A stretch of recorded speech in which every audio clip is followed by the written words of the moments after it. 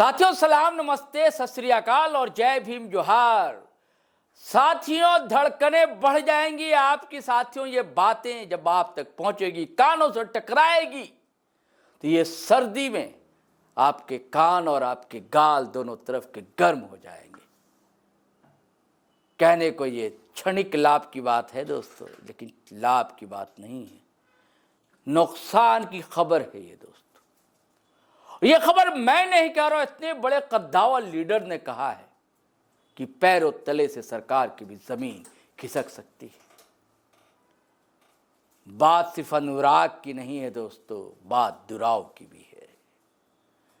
जब बात दुराव की है तो बात अपराध की भी कही जाएगी, और जुर्म का ग्राफ जो बढ़ता जा रहा है झारखंड में, उसका जिक्र कैसे नहीं हम कर पाएंगे।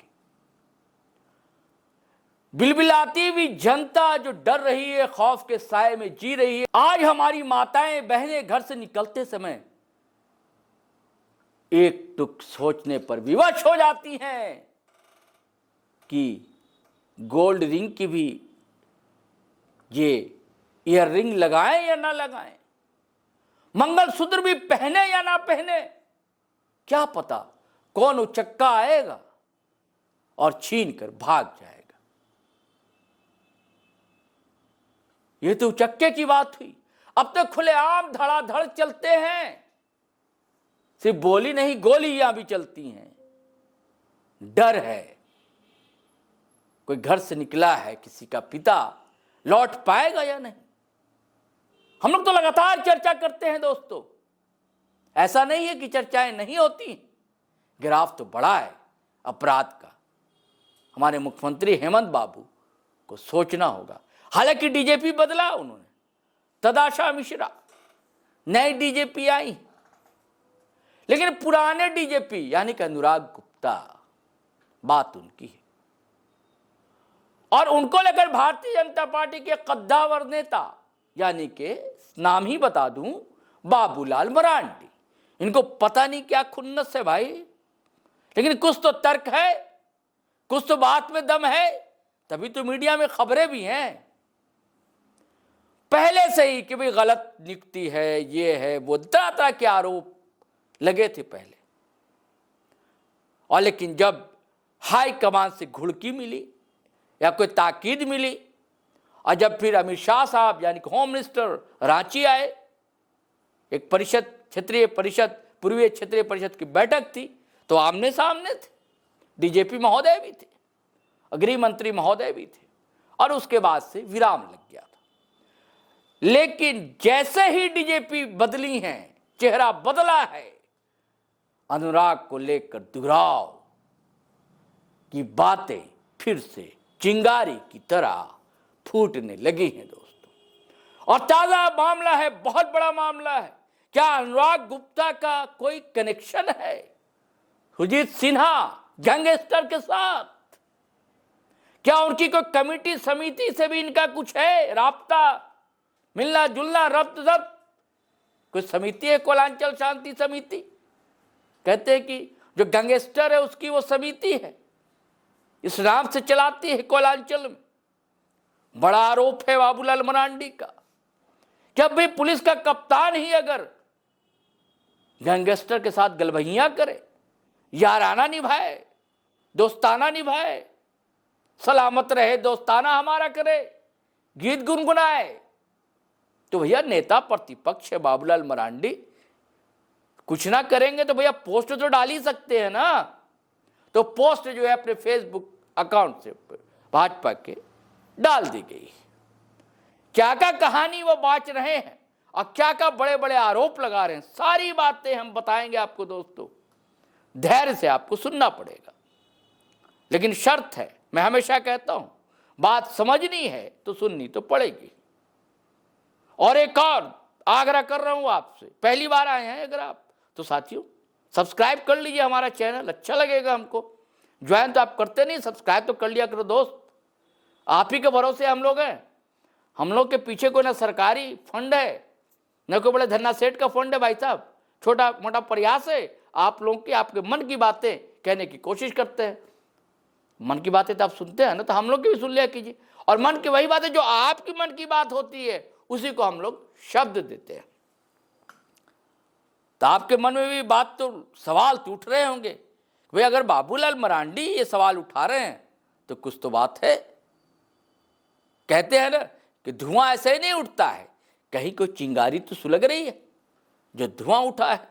तो खैर, आप सब्सक्राइब कर लिए, अच्छा लगा, आभार लगा तो वीडियो भी हमेशा की तरह धड़ाधड़ फटाफट खटाखट शेयर कीजिए, लाइक कर लीजिए। दोस्तों, हम आगे बढ़ते हैं और आपको पूरी कहानी बताते हैं कि बाबूलाल मरांडी ने क्या लिखा है और क्या बातें उसमें दर्ज हैं। साथियों, दरअसल एनआईए निदेशक महानिदेशक को चिट्ठी भेजी है।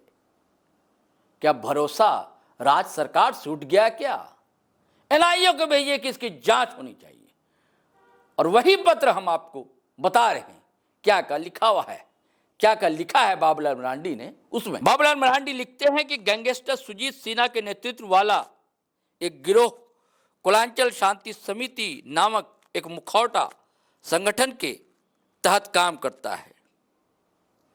यह संगठन लंबे समय से हत्या, ठेकेदारी, ट्रांसपोर्टरों, डॉक्टरों, वकीलों और व्यवसायियों से जबरन वसूली और अवैध हथियारों के व्यापार जैसे संगठित अपराधों में लिप्त रहा है। और दरअसल विषय ही इसका है दोस्तों कि झारखंड में पूर्व डीजीपी अनुराग गुप्ता और गैंगस्टर सुजीत सिन्हा के नेतृत्व वाले संगठन आपराधिक सिंडिकेट के बीच कथित सांठगांठ की व्यापक जांच का अनुरोध, जिसमें अंतर्राष्ट्रीय निहितार्थ और राष्ट्रीय सुरक्षा को खतरा शामिल है। अब आगे हम आपको दोस्तों बताते हैं राष्ट्रीय सुरक्षा को प्रभावित करने वाले महत्वपूर्ण आरोप जो लगाए हैं। पहले बिंदु पर लिखते हैं बाबूलाल मरांडी, अंतर्राष्ट्रीय गठजोड़ और हथियारों की खरीद। विश्वसनीय आरोप है कि सुजीत सिन्हा गिरोह पंजाब के मोगा जिले में ड्रोन द्वारा गिराए गए हथियारों की खरीद कर रहा है और ये हथियार शत्रु पड़ोसी पाकिस्तान से बड़ा आरोप प्राप्त किए गए हैं। ये गतिविधियों और गैंगस्टर प्रिंस खान जो अंतर्राष्ट्रीय आपराधिक सिंडिकेट और राष्ट्र विरोधी गतिविधियों में शामिल है के साथ गिरोह के कथित संबंध भारत की संप्रभुता, सुरक्षा और क्षेत्रीय अखंडता के लिए एक सीधा और गंभीर खतरा पैदा करते हैं। दूसरे बिंदु पर लिखते हैं पुलिस आपराधिक सांठगांठ।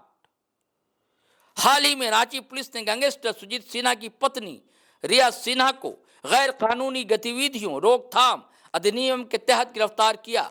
बाद में जांचों में कथित तौर पर उनके मोबाइल फोन से डेटा एक्सेस किया गया, जिससे झारखंड के पूर्व पुलिस महानिदेशक डीजीपी अनुराग गुप्ता के साथ सीधा और अत्यधिक संदिग्ध संबंध होने का संकेत मिलता है।